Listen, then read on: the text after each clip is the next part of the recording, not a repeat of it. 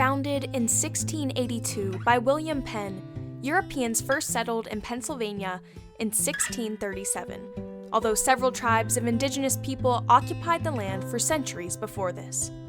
Pivotal in the French and Indian Wars, the 7 Years' War, the American Revolution, and the United States Civil War, it is no surprise that with such a rich history, our state has developed a culture that is distinctive and multifaceted.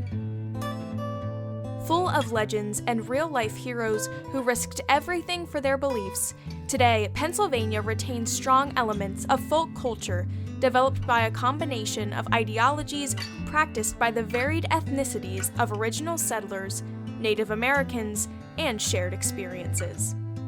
Legends and lore passed down over centuries reveal philosophies that are as superstitious as they are religious and even scientific, resulting in a microculture found nowhere else.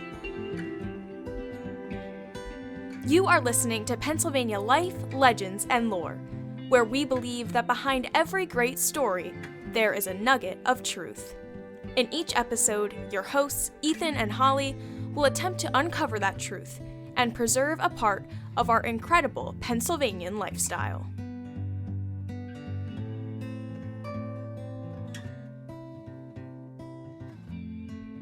Welcome back to Pennsylvania Life, Legends, and Lore. I'm Ethan. And I'm Holly. And today we're going to be talking about the town of Alvira, Pennsylvania. And we're going to differ here because you say Alvira and I'm going to say Alvira. That's fine. We're not 100% sure on the pronunciation. So we are talking about the same thing. We're just going to pronounce it a little bit differently as we go through here. Yep. One's going to be correct, the other is wrong. Sassy today.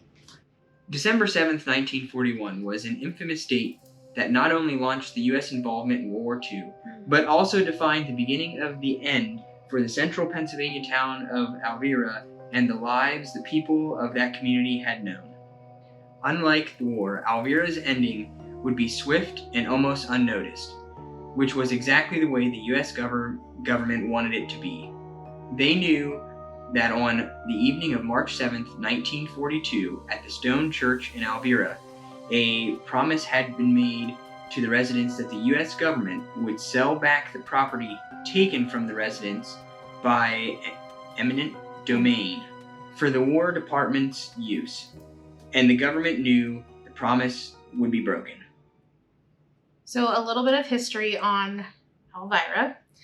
So for over 200 years, the Culbertson Trail, which is now known as Alvira Road, connected Allenwood with Elamsport and the rest of the White Deer Valley. So as it passes through the village of Alvira, originally founded as Wisetown in 1825, homes, churches, businesses, and a school graced the sides of the street. Until the close of 1941, and for at least 100 years before that, landowners in Alvira and the surrounding area owned thousands of acres of prime farmland that they faithfully tended and that served them well. Alvira was a flourishing community until the federal government condemned and purchased and took by eminent domain the properties from their owners in the summer of 1942, so that their entire town could be leveled and turned into a TNT manufacturing plant and storage facility known as the Pennsylvania Ordnance Works, or POW. But just 11 months after the Pennsylvania Ordnance Works started manufacturing TNT, it was closed due to a lack of need for the TNT being made and stored there. And while the residents had been promised that they could buy back their land after the war, that promise was broken. The federal government instead kept the land and gradually divvied it up. Today, only crumbling foundations hidden beneath thickets and choked by foliage remains, ghost of what had flourished there. It definitely is creepy there. I've been there. There's ponds that you can fish on, and it's a little strange. The bunkers are just like covered in ground and trees growing out of the tops of them, and it's interesting. How big are they? They're pretty big. I don't remember the exact dimensions, but they're large. Like, how much TNT would be in one bunker? I don't know on that. I'm assuming they didn't pack them full of TNT, but I don't really know how you store it. It's just a big dome bunker. So are they just made out of, like, concrete? Concrete? Yep, with a big steel door So how do they make and a them hole so? in the top. So is the hole just in case it explodes? Yeah, I think that the hole is for maybe some ventilation, but I'm assuming if it explodes, it lets most of the energy out of the top, so it doesn't blow up all over the place. They were designed to blow in Out upwards and not up outwards. and not out. To Yeah, start, like to that's why prevent they're a domed. chain reaction. So how far apart are each of them? I've never seen them. I don't know. They're You can't 47 see feet them in all. diameter, 24 feet high, and constructed entirely of concrete. How much they held varied, but they could hold up to 1,000 pounds of TNT each. Oh my! It's really not a lot when you think about it. But you don't want it exploding. What? They were putting No. out 650 pounds of TNT a day at the Ordnance Works in 50-pound boxes until they could ship it out. So like one bunker would hold like a day's worth of A TNT. little bit more. A little bit more, but like that's a lot. It would fill over half of it in a day. Yeah. That's crazy. So in the 95 years of its existence, Christ Lutheran Church, lovingly nicknamed the Stone Church, had come to symbolize the Alvira's community spirit, sacrifice, and strength. The church was the community meeting place and a haven for villagers during the Civil War, World War I, and the Great Depression, and the recent attack on Pearl Harbor, which ignited World War II. The local citizens of Alvira rallied behind scrap metal and tire drives. They rationed gasoline, butter, and silk, embracing the same spirit of sacrifice that they had practiced in the not-so-distant past. But even the most supportive of war efforts could not have imagined the level of sacrifice that would be demanded of them. Over 300 people attended the first meeting at the Stone Church on Monday, February 16th in 1942. The purpose was clear: to oppose the increasingly loud rumor that had been circulating since December, which hinted that an action by the government would be taken to build a huge factory in the town. A petition containing 400 names of residents, business owners, and officials was sent to the government asking that, in seeking land for the war purposes, it consider the number of homes to be broken up, churches to be torn down or removed, and cemeteries to be desecrated. But they received no reply. A petition was filed by the government in March of 1942 in the federal courthouse in Scranton, seeking the right of immediate condemnation of 7,604 acres of the White Deer Valley and possession of all the properties within the Ordnance Works, as well as other properties outside of the ordnance fences. The petition was granted almost immediately.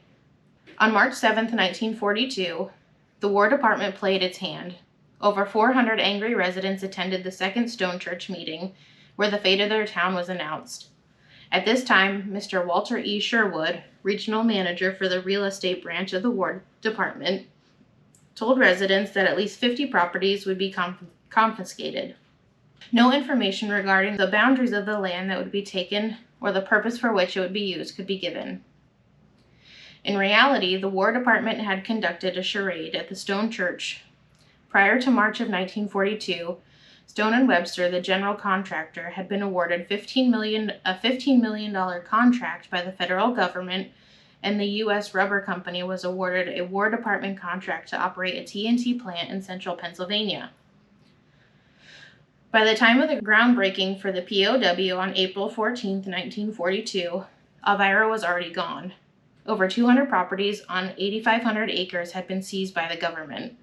On April 22, 1942, the Montgomery Mirror reported that Colonel T.C. Gerber, commanding officer of the POW, promised that every effort would be made to retain intact improvements such as buildings, barns, and live trees should the land be restored. It might be that many families would return to their homes again and use the land for farming. His final statements about the POW after its purpose was released were that no landing of projectiles or bombs would be done in this vicinity. So that just goes to show you that the government had a plan in mind. It didn't matter what the residents said, what they wanted. They wanted this land for this sole purpose, and they were going to get it no matter what. The people who actually lived here and had lives here and families and businesses, didn't matter what they had to say. It's really sad and kind of scary. Yeah, another example of the government doing what they want, regardless of who it affects. Yeah, or what the people of the town think. And honestly, I'm sure the people were upset, but at the same time, it was a major war. It was important to have supplies. I'm sure some of them came to the conclusion that, okay, hey, we get to buy this back, and we'll get our land back after the war is over, which ultimately is not the case, which is... But obviously, if they knew what they were using the land for, which it sounds like they knew that from the get-go, you know, they were going to store this TNT there, how profitable would their land be after having these substances on the land, and where are all these bunkers going to go? Yeah, it just kind of goes to show you that people say you can't trust the government anymore, but it appears you couldn't have trusted the government then.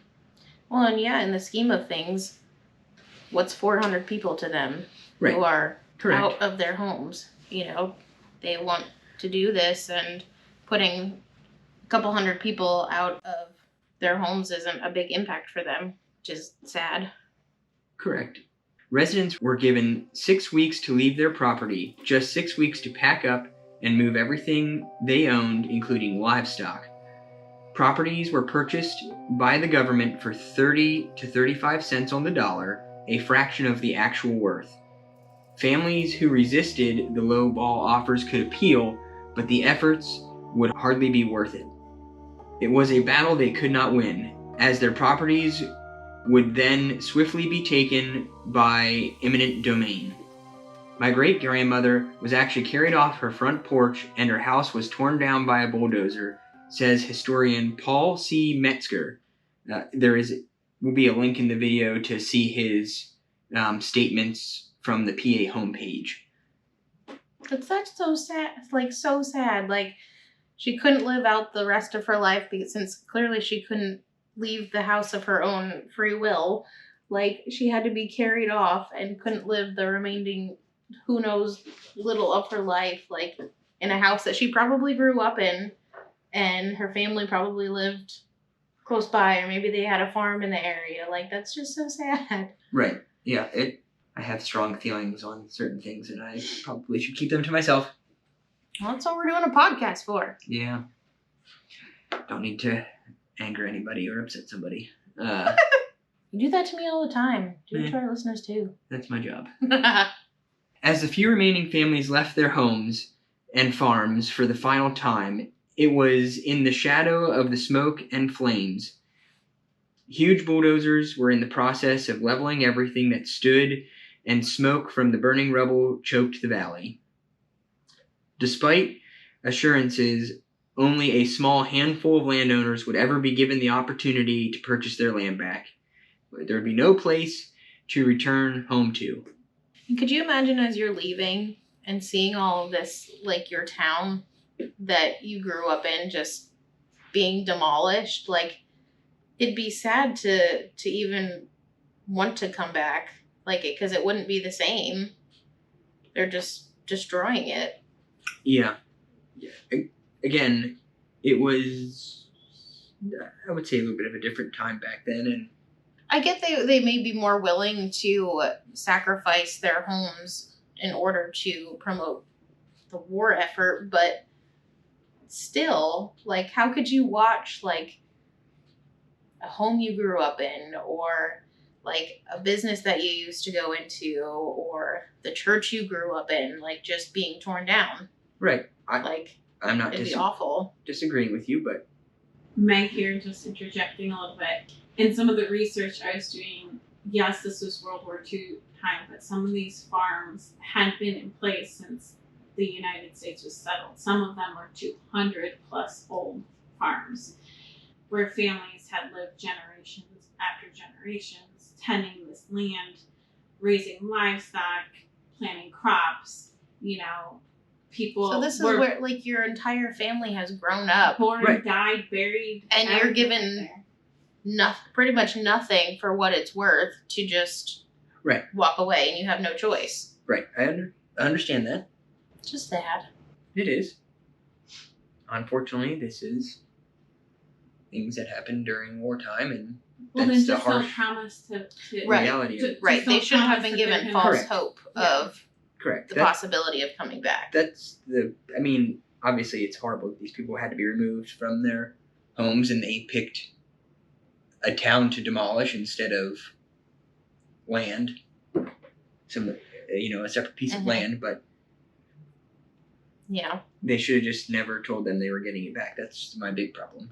Yeah. They should have said, we have to do this. It's Like for it wasn't war effort. necessary. It wasn't necessary for them to tell them Right. that they would be able to buy it back. They could have just said, hey, we'll see what we can do and see if we can get you your land back. But not even that. You could just have it back. Like you would have to buy it back. Correct. In less than 4 months, the houses, farms, and properties that comprised Alvira were obliterated. 11 months of intense labor transformed Alvira farmland into a $50 million dynamite production complex run by 3,500 workers daily. 150 storage bunkers, 17 miles of railroad track, 55 miles of road, and 300 buildings replaced what was once the town of Alvira. The bunkers were built in igloo shapes with thick walls that were designed to explode upwards in the event of an accidental explosion. In February of 1943, the Pennsylvania Ordnance Works began operations, and TNT was streaming from production lines at a monumental rate. But a plant seemingly built to last forever existed as a production facility for only 11 months. On April 15th of 1944, the POW ceased production of TNT and closed its doors permanently. Atomic research being conducted in the desert of Nevada and New Mexico, codenamed the Manhattan Project, was so promising it was clear that the days of TNT as a major engine of weaponry were ending. There is a cruel irony here. The government moved people off their properties and demolished their homes for something that would presumably have lasted for a while. Could you imagine? Like 11 months later and it's just done. Right. Like that would add fuel to the fire of like how angry I would be having to leave. They just demolished everything, built these bunkers, and they're like, oh, well, I guess we don't have a use for them anymore. Right. And again, you have this is just, again, my opinion. I love World War II. That's my sweet spot. But you have no idea. There is a war going on. You have no idea if it's going to end tomorrow, if it's going to last another 10 years. So they have to have a stockpile of munitions, or if we run out, then we start losing. I get that. But having to like watch it and then have it Sure. not even a year later, like it's just done. I understand. I'm not disagreeing, just pointing out observations. So an interesting question that I had that I'm glad we addressed is why was the town of Alvira chosen? So Alvira was among 76 similar sites during World War II. The town of Montandon escaped the same fate because it was in a floodplain. And the site was likely chosen for its proximity to the Reading Railroad, which makes it easy to transport materials into the facility. And it was also remote enough to keep the activities somewhat private and out of view. The tract was large enough for the 150 bunkers planned to store the TNT with the appropriate safety radius around each one. If a bunker did explode, it needed to be placed far enough away from the other bunker so it did not cause another bunker to explode, preventing a domino effect. Another consideration may have been the proximity to the Susquehanna River, which could provide the water needed for the TNT plant. A river pump house and dam were constructed on the east side of the highway near the river. The POW was redesignated as the SOD, the Susquehanna Ordnance Depot, and it would function to store and maintain munitions and to transfer artillery across the nation. On October 30th, 1944, the Surplus War Property Division posted 8,500 acres of the sod for sale, cautioning that much of the land might be contaminated with acid and the few remaining structures had a 5-year life expectancy at best. Considered a burden, the SOD still at 8,500 acres was deactivated on December 31st, 1950. By this time, most Alvirans had come to the terms with their fate. But now it seems the long-promised return of the land to the original owners could be realized. But this was not the case. Instead, several uses for the abandoned operation were considered, including a static test house for a top-secret project called JATO, short for Jet Assisted Takeoff. The intent of this project was to develop an engine that could counteract the low-speed thrust problem encountered by warplanes in short runway situations. This project lasted from September of 1944 through mid-1945, when attention was turned to using the facility to store 1.7 million tons of ammo returning from World War II.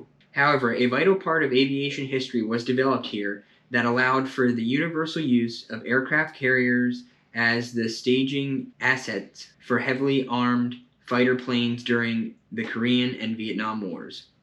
Another considered use for the property was a mental health facility for juvenile delinquents. The PA Game Commission wanted the property for deer propagation. In August of 1950, the Army requested the use of the land for testing of its top-secret Ripper technology, which were the final military tests done on the property. In October of 1950, the Lycoming County School Board requested that 284 acres be donated for educational purposes, specifically to test crops, study conservation, and reforestation. This failed to materialize. The Defense Department wanted to turn the site into an atomic research facility, and ironically, another plan was to turn the site into the first United Nations headquarters. The most sinister plan was to create one of 6 detention centers here that would house those deemed enemies of the state.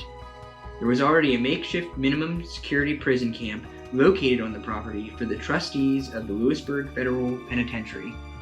On April 23, 1952, this detention center was activated under the control of Colonel Guy Rexroad, who was proud to admit he had found and created space to house over 4,500 potential detainees.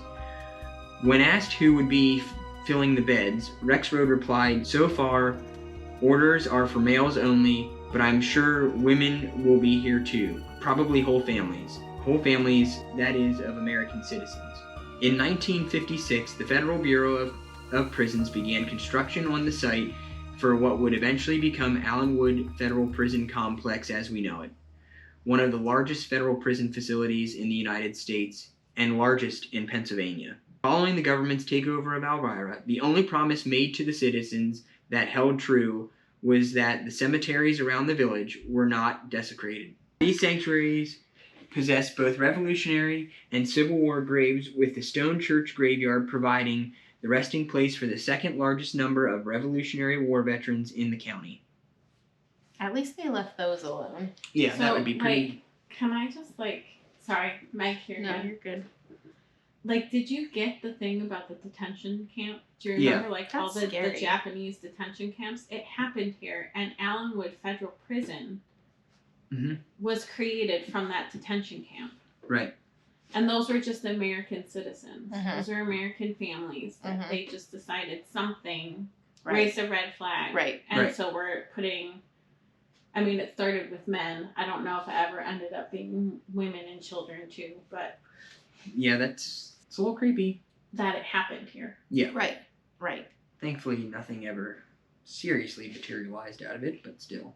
So how the land ended up being divided: in 1950, 4,200 acres deeded to the U.S. Bureau of Prisons, and this is where the Allenwood Federal Prison Complex and the landfill are now located. In 1952 and on, only about 500 acres were ever sold back to their former owners at an average price of $40.80 an acre, which is a lot more than what 35 cents is. is what they got. Yeah. What they sold it for. So it's Yeah. if they wanted to buy it back They had to buy it for more than they got. for way more than what they had to sell it for. Right. And it's not like they had a choice on what they could sell it for. They were just given an amount. Right. Correct. Then in 1957, 3,018 acres were given to the PA State Game Commissions to form SGL 252, and this included the land where the bunkers are located. In 1962, 220 acres were sold to Lycoming County for $10,821 to construct the White Deer Golf Course. And in 1970 to 1976, 400 acres were given to the former Williamsport Community College, which is now known as the Pennsylvania College of Technology for educational use. And conveniently, all of these things are still there. Little remains to historically document the town of Alvira, aside from a few photographs, deeds, diaries, receipts, and the memories of its former residents kept alive through oral tradition. Only the stone church, 3 cemeteries, and various house foundations persist as witnesses to the physical town that once existed in this area. The stone church is now within the Allenwood Federal Prison and is used by the inmates. Its cemetery is well maintained and is accessible only to the family members of those interred in it. The church is only open to the public for special events such as the Christmas service. And we will be posting some photos of the Stone Church Christmas service that was in 2018. We'll post all of that on our blog that you guys can take a look at too. Nothing remains of the munitions plant or its support buildings. The only structures left are the munitions bunkers, which are slowly being swallowed up by trees and vegetation.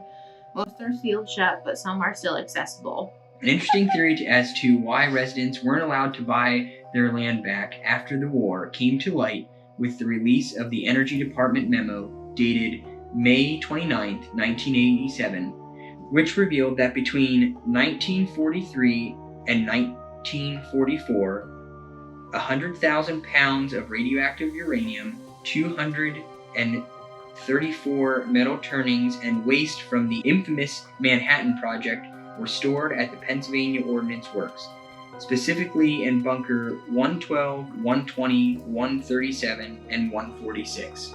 Another document confirmed that all magazines had been emptied of the uranium by April 26 of 1944, 11 days after the depot closed. It has been determined that the area is not radioactive.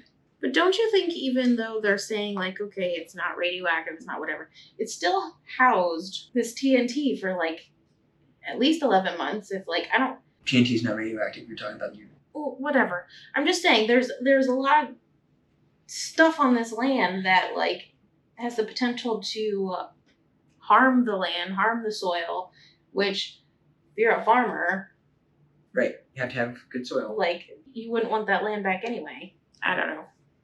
Yeah, I It's crazy that this should have happened. been offered back to the people.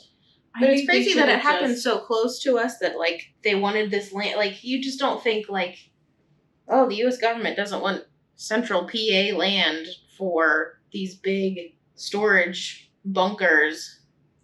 You know, you just don't think that this is the prime land for them to choose. It is. Well, clearly it was. It's the middle of nowhere. Right. It's the middle of right. nowhere. Like, how in the world did they pick? Because it's Did they find this town to be like, oh, okay, this one'll do? It's the middle of nowhere. A major road goes by it, and it's relatively close to the interstates. I just think that they should have properly compensated people. Right. Correct. If they had properly compensated people for the land that they were giving up, and by properly compensated, I'm not just talking land value, I'm like compensate them for the emotional trauma of giving up the family home that had been. So it's been in your land for forever, but here's 6 weeks for you to leave it all behind. We're gonna pay you 35 cents for every dollar value. Right. It would have been nice if they would have given them like a, hey, we're making you move, but here's another property of land, at least somewhat relatively close to what you had. And the reality of the situation is they could have done it. Mm-hmm. Like if they could, they could have made that happen in 11 months. Mm-hmm. Right. They could make. Right. They could have properly handled that.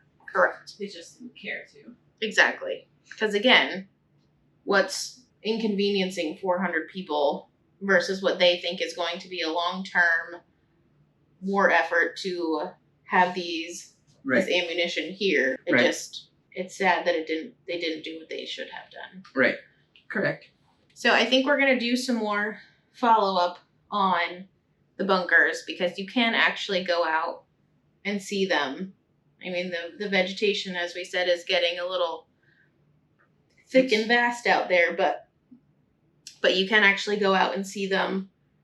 And I think some of them may still be open. There's a couple. Here's one that you can still go in that's open that I know of, or two. So we'll do another follow-up episode on going out to the bunkers and some do's and don'ts for going out there and see what they're like. Because I've never seen them. Maybe do some fishing while I'm out there. Like, I'm sorry, after reading and like doing this research the fish out and there? finding out like they couldn't resell the land back Right. because there's acid and or potentially uranium poisoning that land. Why would you fish? Hopefully you don't eat that No, I fish. put it back. I got catch and release for the most part. Right, and that also to me makes no sense. Why would you spend the time doing all that and sitting out there doing nothing but casting a line into water if you weren't going to have anything to show for it in the end? It's like the biggest waste of time. No, it's a fun hobby. You fish, I read. At least reading grows your mind. It's edifying. Yeah. Fishing, When he wants to go fishing, I'll tag along as long Like- as I can take a book. the catch and release I don't care as stuff. long as It's I can like, fish. where's dinner? Why didn't you? What did we do this for? I'm not a big fan of like eating fish that like are caught either. So, like if I go out to a restaurant, like I'll eat fish, but I'm like just I don't know. I wouldn't want to prepare it right from like. That's just yeah. Well, thank you. Cut off on a tangent. Well, thank you guys so much for listening again to the Pennsylvania Life, Legend, and Lore podcast. And again, we'll do another little follow-up on Alvira. And if you guys want to check them out, we'll have some little tips and tricks for you guys coming up in the next episode. Thanks a lot. If you liked what you heard in this episode, be sure to follow Pennsylvania Life, Legends, and Lore on your preferred podcast platform to stay up to date on new content. Pennsylvania Life, Legends, and Lore is produced by Harv Productions, LLC.